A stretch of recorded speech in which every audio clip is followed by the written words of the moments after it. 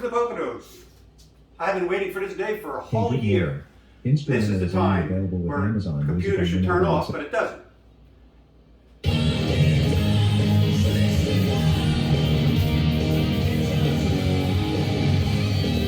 Computer, end song. Well, there's another 30 seconds wasted. But today, I'm going to show you how to make my marinara sauce. Now, I'm making this sauce, and I've got the recipe right here from 1978. It's my homemade sauce. There's nothing like it. And I promise you, if you follow the recipe, you will have tremendous, healthy marinara sauce with no sugar added, no preservatives added, and no crap in it. So the first thing I want to do is the tomatoes. I want to introduce you to my tomatoes from my garden. This is a San Gennaro tomatoes. It's called 8 fingers, which grows on 8 fingers on a vine. Look at the meat in that. This is a Roma tomato. Lots of meat, lots of seeds when they're immature. This is a beef eater. Again, a lot of meat, some seeds. The farther you get in, the more seeds. And this is a new tomato I'm trying out this year. It's called an Amish paste. It's a nice size compared to the other ones. It's full and beefy and meaty. But the problem is I don't like skins in my sauce, and I do not like seeds. Seeds are bitter, they get caught in your intestines, and they just ain't a flavor booster. So I started years ago. I used to take the tomatoes, put them in a bag, put them in the freezer. The skins would come off when you thaw it out, but then you had a goopy mess, and you still had the seeds. Then we had the old hand grinder, which this is the power version of it. We'd grind and grind and grind all day. I did 32 pounds of this tomatoes in 20 minutes with this machine. So here's how we're going to do it. We just stick the machine on, I should say. We put the tomatoes in. And you'll see the tomatoes start to come out. The pulp will go here. And look at this baby coming out of here. All it is, I call that a tomato sausage roll.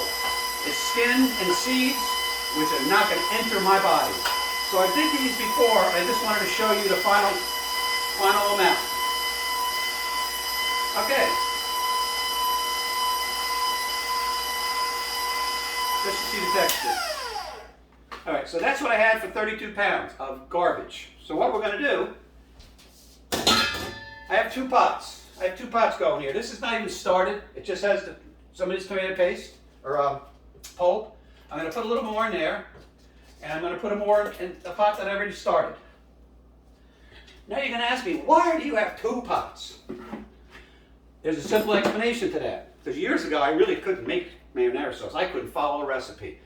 And I had a lot of tomatoes, and I would do 1 pot and then 2 pots, and the recipe never came out the same because the exact measurements, sometimes the tomatoes are a little better, sometimes it's not. So now what I do is I make 2 pots, I split up the spices and all the ingredients, and I'm going to move this out of the way a little bit so I can walk around, and then I marry them. So now I have a consistent, and this is the consistency I'm looking for when I can. It's not so thick, it's not so watery. And I always keep this here just for color reasons. I always bring with me last year's. And why do I bring a half a can of last year's? Well, number 1, it's always left over in the refrigerator. But also number 2 is, when I get near that I think the consistency and the taste is good, I'll sample this. I'll heat this up and sample this. If it tastes like it, then I know I have it. This way I have more consistency from its quality control. You know how that is. So now this has got just the tomato sauce in. Now what we're going to do is we're going to add some spices. Real simple. I did a lot of spices for the bigger pot, but I find out that when you cut up your onions and stuff like that, stick them in a blender. Why go through the hassle of cutting them up real thin? And by the way, this recipe calls for 5 large onions, 12 large carrots, a whole bunch of garlic, as much as you want, and I just lost my apron. Whew, good thing I had pants on. All right. This recipe calls for 12 garlic cloves, so we put 6 in the other one, 5 in the other one, put 7 in that, and we're going to put some carrots. So you see, I did a little prep. It's not so bad. Now, the recipe calls for 3 cups of good olive oil. So as long as I know I have it, I can just put it in here and it'll blend nice because it's going in the recipe anyway. Put this baby on.